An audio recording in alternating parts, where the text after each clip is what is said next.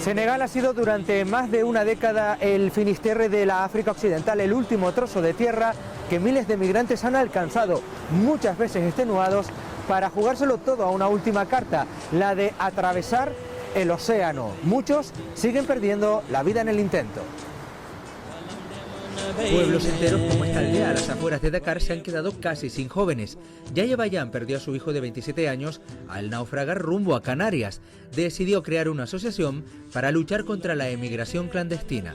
Yaya Bayan, salam aleikum. ¿Por qué su hijo decidió subirse a una patera? Que mi hijo era pescador y como todos los de ese barrio vivíamos de pesca y únicamente de esto y no necesitábamos nada de nadie. Pero cuando empezó a haber sobreexplotación de los recursos y cada vez faltaban más, todo eso hizo que ya no se podía vivir de esto que era la pesca y él decidió coger una patera artesanal para cruzar el Atlántico y encontrar vida mejor en Europa. Imagino que usted y las madres de esta aldea hubiesen preferido a sus hijos aquí pobres pero vivos. Es el principal motivo de esta asociación, porque sabiendo que las dificultades no impedían que los niños siguiesen saliendo, a nosotros nos hubiese gustado tenerlos aquí a nuestro lado y compartiendo con nosotros todo lo que vivíamos, sea poco, sea mucho, que tenerlos hoy desaparecidos por el mar, sin saber dónde han acabado, sin encontrar su cuerpo para hacer el duelo. Es difícil luchar contra esas organizaciones que impulsan la inmigración clandestina. No es nada fácil plantar cara a esta gente que hace ese trabajo, sobre todo primero porque somos mujeres y aquí a veces cuesta que nos den este espacio para poder decir lo que realmente queremos decir. Recorremos San Luis, antigua capital situada al norte del país. Desde aquí salieron casi la mitad de los 30.000 migrantes que recibió Canarias en la crisis de los cayucos. La tragedia de hijos, padres y maridos trajo consigo el empoderamiento de miles de mujeres. Salam aleikum. Ça va bien, merci. Tu marido se fue hace 11 años a España. ¿La sociedad de este país te lo está poniendo fácil para que te hayas convertido en cabeza de familia? Al principio no ha sido fácil porque era mujer y le costaba más, pero ahora cada vez la gente lo acepta más y lo ve cada vez mejor. En 2019, más de 200 personas murieron en dramáticos naufragios en la ruta de Canarias. Más de 1000 fueron los fallecidos, entre los que habían puesto su rumbo a España. Amadou, tú eres experto en cooperación internacional. ¿Puede más la imagen del éxito de la inmigración irregular en Europa a la de los cadáveres flotando en el mar? Siempre hay esta lucha, ese enfrentamiento entre dos diferentes imágenes que hace que los que no han conseguido ir y ven esa imagen quieren jugársela, porque también es una oportunidad que dicen que ellos se pueden permitir y ver cómo les sale. Todos los jóvenes que viven en barrios como este son conscientes de los riesgos que conlleva subirse a una patera, a un cayuco. Yo creo que sí, hay conciencia y esos jóvenes están sensibilizados, pero lo que pasa es que muchas veces se olvidan de que también es un derecho de ellos, de que como los de norte vienen a buscarles y estar en sus países, que ellos también tienen ese derecho para ir. Y si no se les facilita estas vías y estos mecanismos, pues se convierte en alguna frustración que hace que ellos luego, aún sabiendo los riesgos que corren, se atreven a jugarse la vida. Desde la óptica de la cooperación internacional, ¿qué puede hacer el resto del mundo para apoyar a países como Senegal? Pues el resto del mundo tiene que saber y volver a darse cuenta de que primero esos jóvenes de países como Senegal, África, tienen los mismos derechos de viajar, de moverse como los jóvenes de otros países y que es un derecho que se les tiene que reconocer, está reconocido, pero luego a la vez de que quieren irse se les dificulta el camino y por eso se frustran y cogen otras vías. Amadou, muchísimas gracias. Muchísimas gracias. Pese a la compleja situación económica de Senegal, miles de jóvenes del país apuestan por seguir formándose. Babacar, buenos días. ¿Qué tal? Oye, tú eres estudiante universitario aquí en San Luis, en Senegal. ¿Qué futuro te planteas cuando termines la carrera? No tengo planes de ir, por ejemplo, al extranjero a trabajar, sino quedarme aquí y trabajar como profesor de universidad. O sea, ¿no te quieres ir del país de manera ni regular ni mucho menos irregular? De manera irregular no, ir para estudiar y para trabajar, prefiero quedarme aquí en Senegal.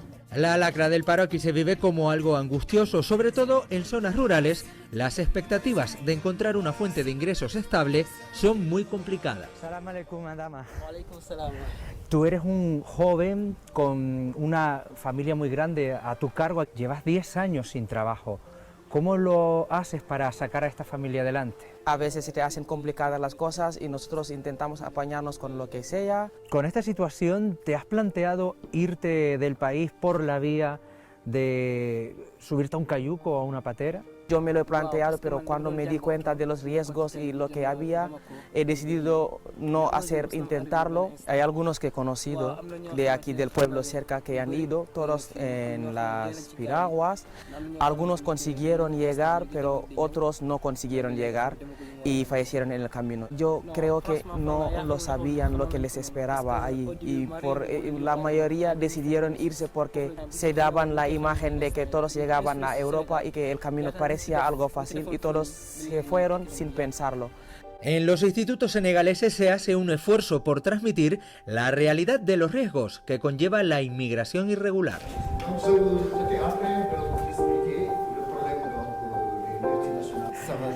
Bien, merci beaucoup. Faiz, quiero que me cuentes a todos tus alumnos qué mensaje claro les lanzas respecto a inmigración.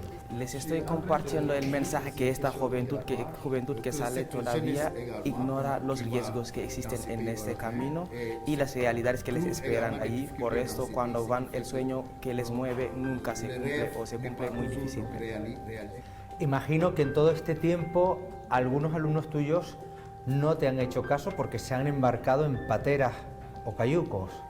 Efectivamente, a pesar de haberlo trabajado varias veces en clases y en otras sesiones, a pesar de mostrar imágenes y videos y realidad de allí según lo que nos llegue, ha habido casos de alumnos que han cogido estas vías inseguras para intentar llegar a Europa. Jerejef, qui peut répondre à une question, s'il vous plaît? D'accord. ¿Me puedes decir si entre ustedes hablan sobre este tema? Es algo que nos duele y cuando sobre todo nos enteramos de lo difícil que es el camino, sobre todo cuando hay algunos que pasan por zonas como Libia donde se les trata como esclavos. Y mi punto de vista es siempre que nosotros no podemos dejar nuestro país para ir a desarrollar otro país porque somos el patrimonio y la esperanza de este país. Y somos los que mañana tendremos que desarrollar este país, nosotros jóvenes y las mujeres, para sacarlo adelante.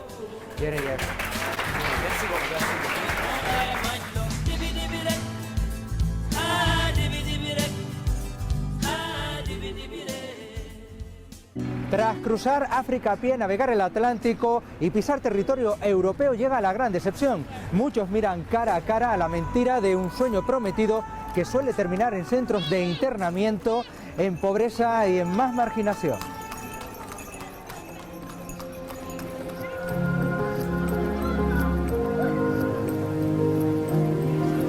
Mamadou, Daga, ¿qué tal? Los dos tuvieron un intento de llegar a Canarias en patera. En tu caso, en 2007, en una patera con 106 personas, llegaste a Tenerife, estuviste en un centro de internamiento de extranjeros. En el tuyo el mal tiempo hizo que de Marruecos a Canarias tuvieran que dar la media vuelta. ¿Qué han aprendido ustedes de esta experiencia? Yo me he quedado con un sentimiento de lamentar la decisión de haber cogido los cayujos y de haber intentado ese camino peligroso, porque a mitad de camino y cuando volví aquí me he dado cuenta de lo peligroso que ha sido, y desde que he vuelto llevo trabajando y haciendo diferentes actividades aquí que ya no tengo envidia para la gente que ha ido y ha llegado. Ahora tengo mi trabajo y mis hijos y a lo mejor muchos que han llegado todavía no lo tienen. En tu caso, ¿qué aprendizaje sacaste tú, Mamadou? El camino ha sido muy duro, pero de ese camino he aprendido muchísimo y por una parte sí no lo intentaría, pero por otra parte intentaría para ver mi suerte en esto. ¿Se han planteado volver a intentarlo?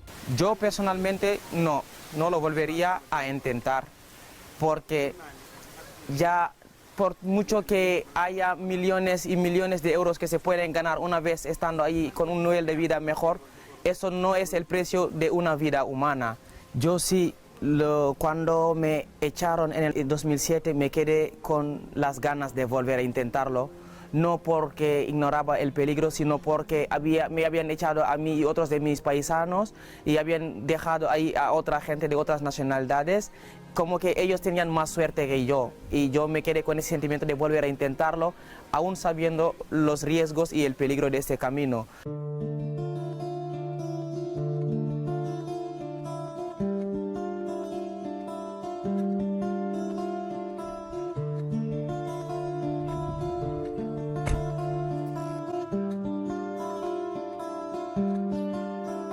Mamadou, ¿qué tal? Oye, te veo trabajando aquí en tu asociación que creaste cuando regresaste de España a Senegal. Previamente te fuiste en cayuco y llegaste a la isla de La Gomera. ¿Cómo fue esa experiencia? Bueno, fue un viaje muy largo, un viaje muy duro, de pura injusticia, porque me hubiese gustado viajar de otra manera. La experiencia de haber estado en España esos años, ¿para ti cómo fue? Porque creo que tienes una visión crítica al respecto. Estar aquí y escuchar que todas las grandes instituciones de derechos humanos están en Europa y tal, entonces piensas que podría vivir todo excepto injusticia. Puede ser un inmigrante ilegal, una persona ilegal, un sin papel, no tiene derecho a muchas cosas. Pues fueron experiencias que a mí me marcaron la vida. Decidiste volver, crear esta asociación. ¿El objetivo principal cuál es? Hacer ver la gente de Gandiol, la gente de mi pueblo, y hacerle ver toda la riqueza que tiene este pueblo. Y también hacer entender a las autoridades que si apuestan por la juventud, Senegal puede tener otra cara. De regreso a Dakar quedamos con el periodista canario Pepe Naranjo. 8 años viviendo en primera línea, los movimientos migratorios africanos le convierten en una voz cualificada para analizar en qué momento se encuentra este fenómeno. Pepe, ¿qué está pasando? ¿Por qué se está produciendo un repunte en la llegada de pateras y cayucos en la ruta de Canarias?